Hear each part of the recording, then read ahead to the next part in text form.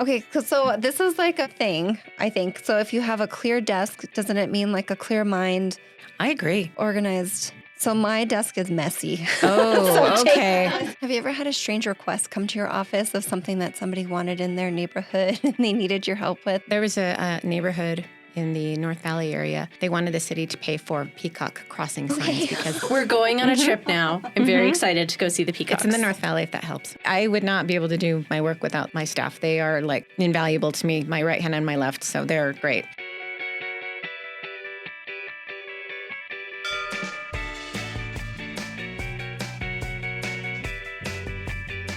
Hello and welcome to Good Job New Mexico. I'm your host, Stacey Johnston, and today I am joined by the Labor Relations Division Director, Tanya Kelly. Hi. Hi there. I'm so happy to be here with you. I'm excited that you were here with me too. I feel like you have a wealth of knowledge about marketing as well. And today we're talking to Vanessa Baca. She is the Office of Neighborhood Coordination Manager with the city of Albuquerque. So what did you think? I thought it was so much fun to see somebody who's been so in the field and involved in different areas. And I love learning about groups like neighborhood associations and how they work and how they really provide that extra layer of community. So much fun. So much fun. And there was things I had no idea what they did. So it was really exciting to learn more in depth of where she was working and how she's reinventing how she does her communication and how she's really reaching communities. And So much. yeah, and I'm excited for the future projects that she has planned. I know. I want to go do the art walks or the notable buildings or notable history.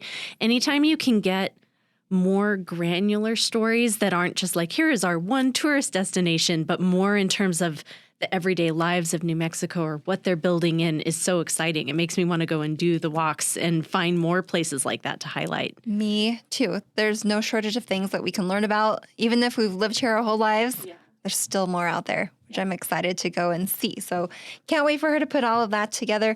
But a little bit on you, ma'am. All right. Well, I joined the Labor Relations Division with Workforce Solutions in December. So I'm about You're a newbie. 7 months in, which is really great. I am a New Mexico native, born in Santa Fe, raised in Los Alamos. So I'm really happy to be here. I graduated from high school and went on to different states and different universities. And the cool part was it was this particular job at this time in my life which called me back. And I very much felt like New Mexico waited till I was ready for it and then said, yeah, come back. We could do some stuff together. Yeah, honestly, they all come back. Right, John? We've seen this so many times. Like, they all circle back because it's beautiful here. It's wonderful. People are amazing. They are. And I really love my team. Labor Relations has 5 units that do really amazing work and a fabulous team. I'm so happy to be here.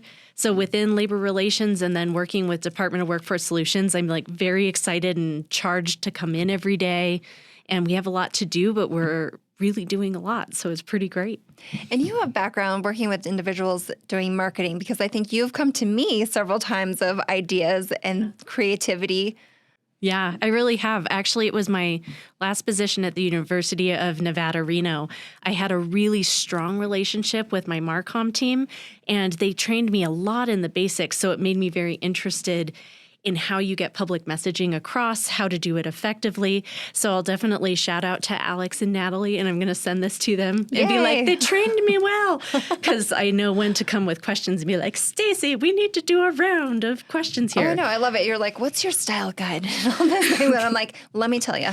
They will know. So it's really helpful. But what I've really seen is how intrinsically important communications is as a proactive part of doing the job. So I loved getting to hear all of the things we learned in this podcast session for how different people are handling it. But it also makes me really excited to keep continuing to collaborate with your shop and make sure that we're working on that messaging to make sure that what we're doing is getting out to all New Mexicans, the services available, ways to mitigate issues or ask questions before something's happened. And then if it does come, and we will make sure we handle your case. There you are, because we love what we do. We love being public servants. Yeah. And you can really hear that in Vanessa's voice as well. She's had a wealth of knowledge doing that. So much. Yeah, and like how she carried each job with her into where she's doing now. Totally. It's amazing. It's so good. It's always building blocks to get to where you are, don't you think? Yeah. And I like that it shows that when you go in and get a degree, you might not necessarily go on a particular track. So you have to learn how to adapt over time, utilize the skill sets that you bring in. And Vanessa did such an amazing job of showing how you're building that. And you can make a really great career that has a big impact. Enough said, Tanya. I think you nailed it.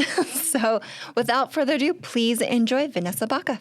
Thank you for being here with us today to talk about your career, your whole path that you've done, a wealth of knowledge in marketing and communications. And as somebody that lives and breathes that every day, I'm so excited to talk to you about your expertise. Much for having me. It's a pleasure to be here. I love your guys' podcast. What? Thank you. Appreciate it. I want to start with, are you born and raised here in Albuquerque? Yes. I did live in Santa Fe for several years when I was young. I lived in Spain for a while as well, but I'm primarily a proud Porqueña, as I like to say.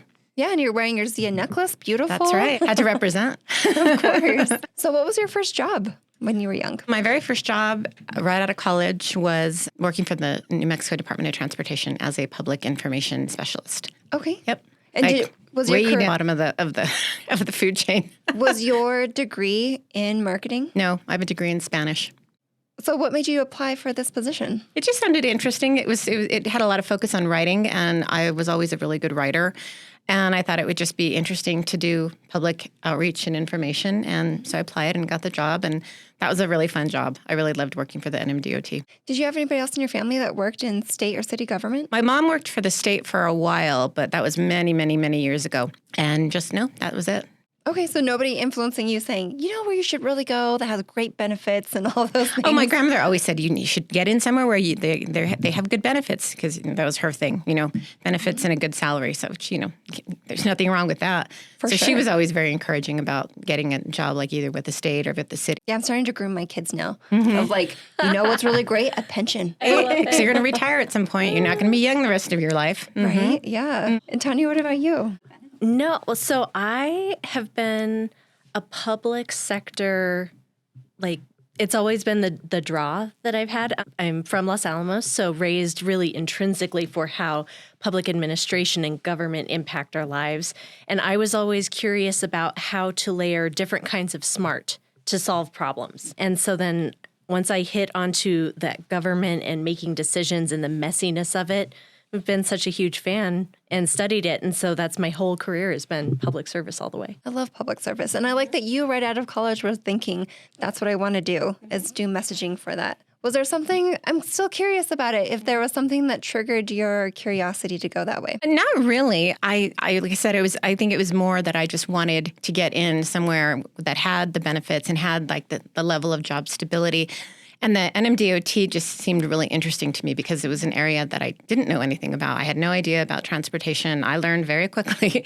I didn't have an engineering background. I didn't have a, roadway maintenance background at all. So I always like to challenge, and I still do. And so I thought, well, that'll be interesting to learn about, and kind of set myself the task of learning about the NMDOT and educating myself so that I could be a good PIO.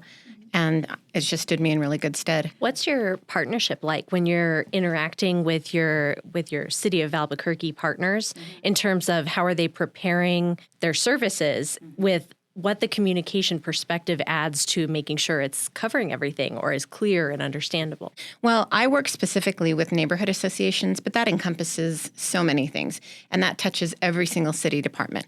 So I work closely with every city department. I have contacts with all of them, and a lot of it is making sure that people in our community know about these services, because city has so many services that people don't often know about. For example, the city recently just did a map of public restrooms, which, I think that's fascinating. It's that's something that people need to know, especially if you're visiting, if you're a tourist, you're maybe in Old Town, you don't know where to go.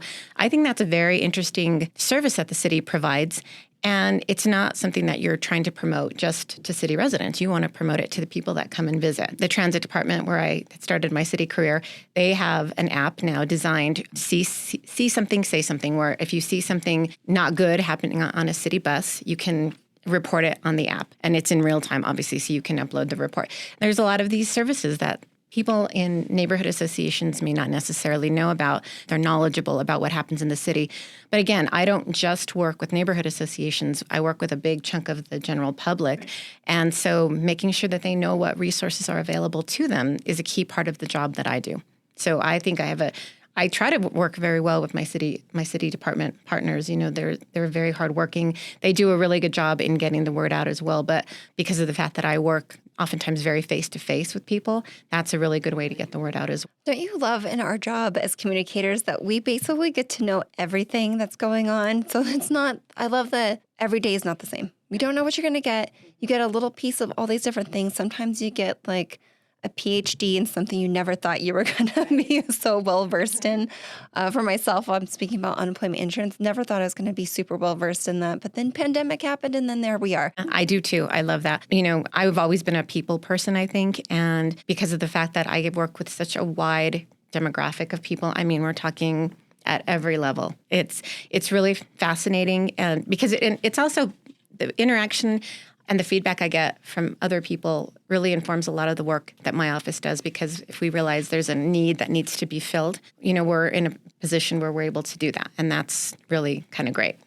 I wanted to ask about what influenced you to move from job to job, because you did start off with transportation and then moving over to the university for a little bit and then coming back into city. So what made those decisions for you to kind of excel your career in that path? I loved working for the state, but the commute was exhausting. Yeah. I had to commute. I commuted for 5 years. This was before the rail runner, and it was not fun. From Albuquerque to Santa Fe? Mm-hmm. Okay. And it was before any kind of remote working was a thing. Yeah. Do you think you could do it now? No. With podcast?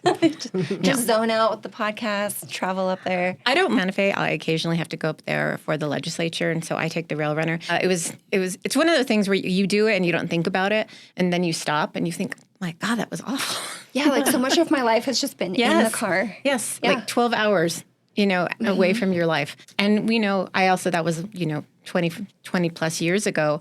And I think as you progress in your career, you get to a point where it was fun when it was young. As you get older, there are other things you want to focus on as well. And I think it's hard to give your job the focus it really needs and deserves if you're, thinking about the hour-long commute and terrible traffic. So that was the main reason I left the state. And so I ended up going and working in private industry for a while. And that was somewhat related to the work I did at the NMDOT, because I worked for a company called URS, which is now, I think, AECOM, and they did a lot of transportation contract work. So there was like a lot of overlap. And then the recession hit, and I decided, I don't really think private industry is for me. So that's when I got the job at UNM. And that was a really interesting place to work. Did you have any hesitation going into management, or did you feel really confident, like, I'm absolutely ready for this next step? Yeah, I was totally ready. And then I realized that, no, I wasn't. It was definitely, learning experience. It was great. I enjoyed it a lot. And I have a great staff now. But anytime you become a first-time manager, a first-time supervisor, there's always going to be challenges. And there's always going to be things that, happen that you didn't expect. And I think for me, my thing was I wanted so much to be liked that I didn't realize, you have to sometimes give feedback to your staff that they may not want to hear. They might decide that they don't like you. Being fair, but Yes. also you can make those calls. I'm so curious because both with your neighborhood position, but the transit position, it's a really fun opportunity because it touches on people's everyday lives, their experiences moving through space. Were the questions unique or different because people have that lived experience? Like the knowledge of their neighborhoods and where the issues are different than if we're looking at a policy they might not have an understanding of in the same way. That's exactly right. And I always like to say that, neighborhood associations and the people that are, work within that structure, they are the experts on their neighborhood, not me. I work with all of them. There are 156 in the city and 8 neighborhood coalitions, and I work with all of them. But I couldn't tell you what the great benefits of living in the Fair West neighborhood were versus Taylor Ranch versus the near North Valley, which is actually where I live. That's the function of the neighborhood association, and I think that's their great value.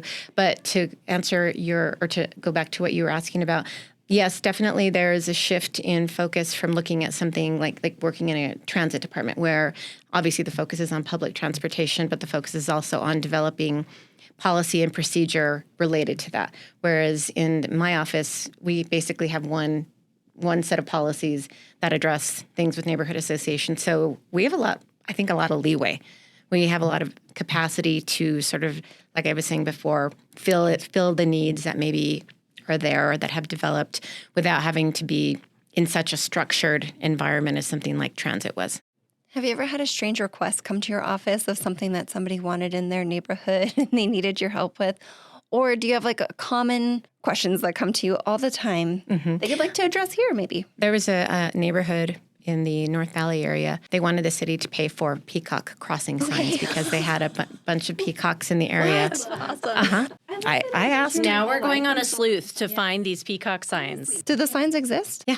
Okay. We're going on a trip now. I'm very excited to go see the peacocks. It's in the North Valley, if that helps. When you're looking for new people and you want to grow people in the city of Albuquerque, especially on your team with your shop, who are the kind of people you're looking for? What would you recommend to them to get skilled at so that way they are prepared for this ever-changing environment, especially in communications? Having adaptability is probably the biggest thing, and having the capacity to work well with people, which I think kind of go hand in hand, because when you work with a wide variety of people, you have to be adaptable. You can't be, this is my way or the highway. You have to be able to say, okay, I can compromise with you on that. I can meet you halfway on that. You have to have somewhat of a liking for working with the public. And not all city jobs, not all government jobs specifically work with the public, and I think those are better positions for certain people. But in our office, you have to be able to be flexible and you have to be able to work with people. And those are I think the two major requirements. You don't necessarily have to be super tech savvy, but I do have a staff member who's quite tech savvy, and I'm like, please don't ever leave me. Yeah, for sure. That's how I feel about John. Don't ever leave me, John. Don't go work for Riverside. Okay, I feel really embarrassed by this, but I honestly had never heard of neighborhood coordination until today. That's all right. But I was really excited. Now you're never forget. I'm never going to forget, ever, ever, ever. Because I feel like I've only heard like HOA, and that's just like what I've heard all the time. But with the neighborhood coordination, it's a whole different level of resources and services that you all provide, which I think is really exciting for different individuals. And if you don't have one, they could be somebody that could start one, right? Yep, absolutely. To our office, and we'll tell you how to do it. And that they've been around in Albuquerque for nearly a century. That's wild. Yeah. The way the city's structured, there's many PIOs over different areas, and then there's a communication director. So do you have team meetings, or what's that dynamic like working with those other PIOs under the city structure? So my office is under the city council, and departments and PIOs are under the mayor. Okay. So I know they have communication meetings. I sometimes attend them, not very often, just because my focus is, even though I was a communication and liaison, being a manager, I have a much wider range of things that I have to do. So I don't attend those meetings, but I work very closely with a lot of the public information officers in the city to help promote their different initiatives and events. The world's largest swimming lesson is taking place this Friday. Oh, I saw that. The public officer from Parks and Recreation who oversee the pools asked me to help promote that. Yeah, to go to the world's largest swimming lesson this week. There you go. Yeah, there were some issues with fiber optic companies messing up sidewalks in front of residents' homes. And so our IT department had put up a website giving residents information about how to contact the fiber optic companies, and they asked me to promote that in my newsletter as well. So there's always a lot of cross communication, again, because my e-news, the city has vast communication resources, but I always think it's always a good idea to share information across the board.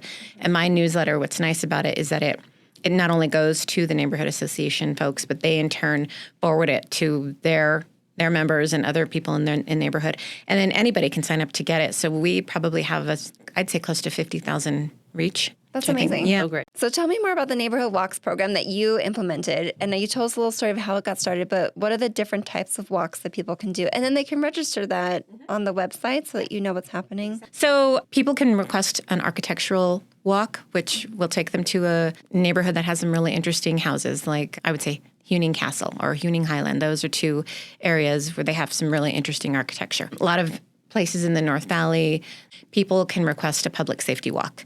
And what we do with that is we request that somebody from the Albuquerque Police Department accompany us, and then they have the opportunity to kind of walk and say, this is a safety concern. What can we as neighbors do? What can you as AP do? What can the city do? That's a very popular one. Yeah. Yeah, because we have some, safety issues. The architecture walks are very popular as well. What people can also do if they have concerns about roadway, like speed bumps, speeding in areas. They can request somebody from the Department of Municipal Development attend and talk about how can some kind of traffic slowing mitigation be implemented here?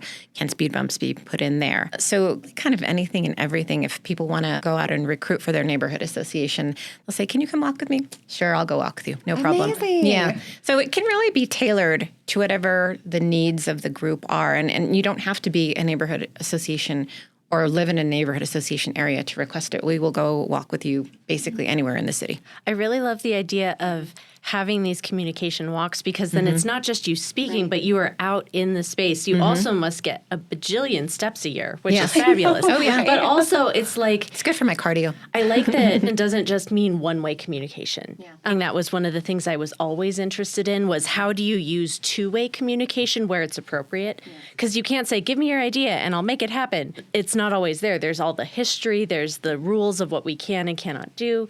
But any time where you can actually go out into a space and then take great ideas and implement them is one of the areas where it really becomes powerful because then we're tapping into the creativity of our community. Yes, I agree. Well, like I was saying before, our people who live in these areas, they are the experts on their neighborhood, not me. So I often find myself learning so many new things when we take these walks. I learn, I didn't realize that there's property that belongs to the, Rio Grande Conservancy right alongside your neighborhood association boundary. I didn't realize there was this little coffee shop here. I didn't realize there was this really cool piece of public art there.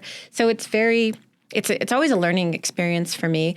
And also I get so much feedback from people as well about, could we do this in our neighborhood? And I'm like, let's ask. All they can say is no, Is there some sort of new or in development upcoming initiative that you're really excited about getting the chance to start sharing or building? So we have two that I'm hoping we can get implemented in the next year. The first one is we're talking about implementing something called a neighborhood art tour. And so we've been working with the public art program for the city. They already have a map it's an interactive map that shows all of the different public art throughout the city. We had been recently approached by a former neighborhood association person. She had this huge collection of art, pictures that she had taken of art that people just put in their yards, like, neighborhood art. So we wanted to start designing a walk maybe once a year to where we can hit all these different neighborhood art programs and promote the areas in which the art is and use it as another way to promote the benefits of neighborhood association membership, but also just as a way to tell people look at this really cool thing in your neighborhood. You didn't even know it was there, did you? And the other initiative that very close to my heart, which I'm excited about, it's called, if we can get it off the ground, it's called Notable Neighbors. And basically what I want to do is I want to promote in one individual per week in my newsletter and the work that they're doing for their neighborhood and their community. And again, not necessarily specific to a neighborhood association, but anybody who's doing something really great in their community and their neighborhood, even if it's something as small as having a community garden. Or there's a neighborhood association president who once a year, she will collect all of the hazardous waste and take it to the hazardous waste drop-off over at Balloon Fiesta Park. She does it on her own dime. Like that, things like that. Sure. She another neighborhood association person just opened up the first little free library in their neighborhood in front of her house. And I was so excited about it that I, promoted it in the newsletter, and the news came and did a story on it. So things like that. I mean, things that are not just promote the benefits, the good things that are happening in our city, but that kind of honors the hard work that our volunteers do. Yeah. I can't wait to see all that come to life. I can already picture it in my head. It's kind of like the Parade of Homes, but instead it would be like art, whatever. Parade of Neighbors. Parade of Neighbors? Yes. Yeah. Mm-hmm. Okay, I'm excited. I can't wait to see those things. How many staff do you have? 2, and myself. I would not be able to do my work without my staff. They are invaluable to me, my right hand and my left. So they're great. Chris and Susie don't ever leave. I feel exactly the same. We're a tiny team also. We're a little team of 4. And I feel exactly the same of we have to have all of us because we make it work.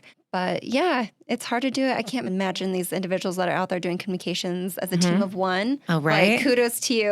Yeah. Well, I also think though, when you do have a small team like that, you really do learn to trust each other and lean on one another. Much more so, I think, than if you had a larger staff, and you get to really know each other and you get to really work.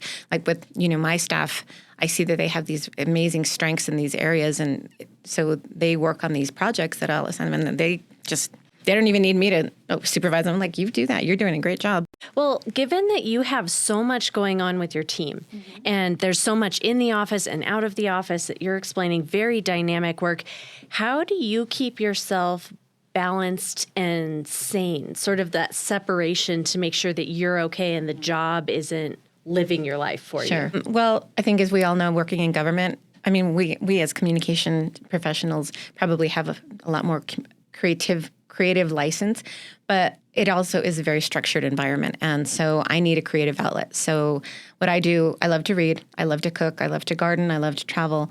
So in my spare time, when I'm not doing all of those, I have a food blog, and I also have a food podcast. Not anything like your setup. I have just a little microphone in my Apple earbuds, but it works for me. And those help me tremendously. And, sometimes you do have to switch off because sometimes you get overwhelmed with requests, and it can sometimes be a challenge. And I think you need to to recharge your batteries in order to continue doing a good job for people and being able to, try and help them solve their problems or provide them resources. So, you have to take care of yourself before anyone else. And those things definitely feed my soul. That's so good. I found that, I don't know if you have that, I need more space as I've matured in my career. It used to be my job or my education when I was getting the PhD was all that I was. And then I had to separate me out of it. So a bad day at work wouldn't be a bad day in my life. And that's become more and more important as I've matured over time. Yeah, I think so. I mean, during pandemic time, it was like 24/7, all things, work, like 1 a.m., 2 a.m., whatever. Yeah. I think I just got so immersed into that until we were pulled back into the office. And then it was like, oh, okay, I can have that separation of I need to take time for family, take time for me. Yes, the job's there, and yes, there's things that need to get done, but I need to also make sure that I'm doing my thing so that you can come back fresh and you can still be focused. This is a question I'm curious about for both of you, which is in some ways, there's always some sort of fire or crisis. And in communications, or there's a different tone. There's always the great things, the weird things, the bad things, but there are a lot of crises and little fires that pop up. How do you process how you want to have a communication strategy for those things? Because you can't be like, everything's terrible all the time, every day. But like there, in terms of new news or pieces that comes up, it can be very sort of, here's the weird bad thing that happened today instead of here's the mix of the life.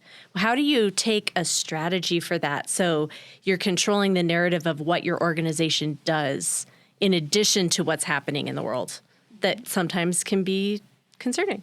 I like to think of it as just triage. Yeah. If you have 2 or 3 fires happening at the same time, you take a look at them and you're like, okay, what can I do to, alleviate the issue with this? What can I do? What can I put off? What can I delegate to somebody else? Which is kind of the nice thing about being a manager. You have people that can help you with those things. The work that I do, fortunately, it's very rare that something will happen that is like that, but occasionally it does. And again, I am very fortunate that I have really 2 fantastic staff members, but I have a really good deputy director in the sense that he is very trusting of me and he does not micromanage and he allows me a fair amount of autonomy. So when you're given those gifts, from a director or a boss, it empowers you to take the lead and decide, this doesn't need to be dealt with right away. This definitely needs to be dealt with right away. This, maybe I can deal with it in the next couple of days or something like that. So for me, those are that's how I do it. I don't know if I think it's always prepared. Like for at any moment, something could happen in that exact instant. And it's like, drop it, focus, get it knocked out, bring all the people into the room that you need, make sure you're getting all your questions answered, making sure you're hitting on your common communications that you're going to be sending out, press release, social media.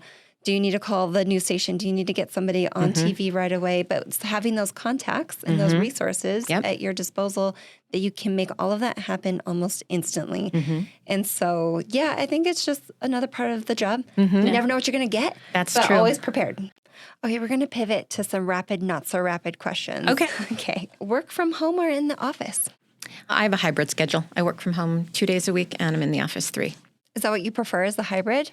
Yeah, I enjoyed working from home. When we were working from home, I got into the rhythm of it. And so when we went back to the office, there was a transition. But I've since come to realize if you're working from home, sometimes you need certain things that are in your office. Like I don't have double screen on my computer at home. I have double screens in my office, which That's great. And then, using a VPN is not always the easiest thing. Sometimes you need to get things from your network, and if your VPN isn't working. So for me, a hybrid model works perfectly. Eat out or eat in the office?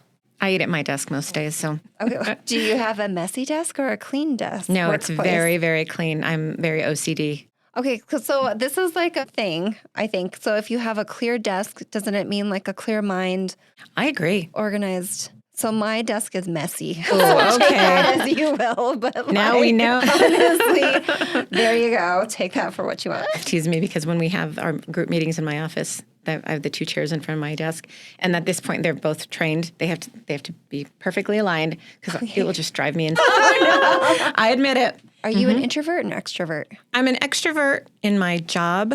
I'm an introvert at home. Same. I don't yes. but yes. To me, yes. That's me. That's me Yeah, too. I really prefer just not to be around people once I'm out of the office. I love being around people when I'm working. I love, all the events that we do and all of the people that we get to interact with. But when I'm home, I'm like, nope, I don't even answer my phone sometimes. I don't respond to texts.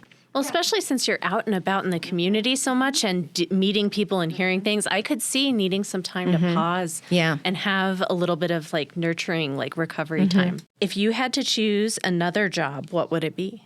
I would love to write gothic horror novels. Like if I was a female Stephen King with less gore, that's the kind of writer I'd like to be. Would they also be a chef? Yes, there would have to definitely be an element of food in there for sure. I love it. Yeah, or I'd write cookbooks, one of the two. Okay, can't wait to buy your book when it comes out. What is your number one work habit? I don't know that it's a habit. Or you can do what's your work pet peeve?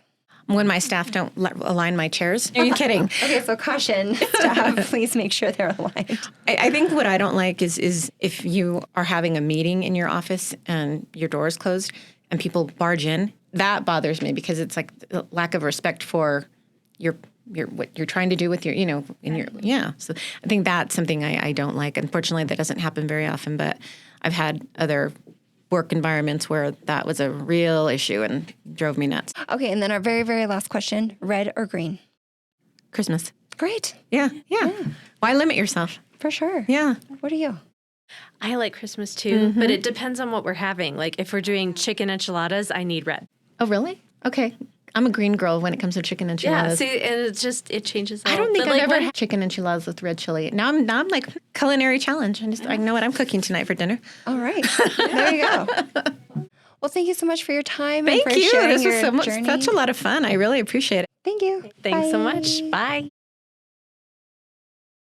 This has been a New Mexico Department of Workforce Solutions production. Our producer is Milo Koleski. This episode was engineered and mixed by John Sloan. Theme music is One Fine Day, courtesy of podcast.co. Follow the show on social media at GoodJobNM. For program funding, visit our website, dws.state.nm.us/funding. Bye.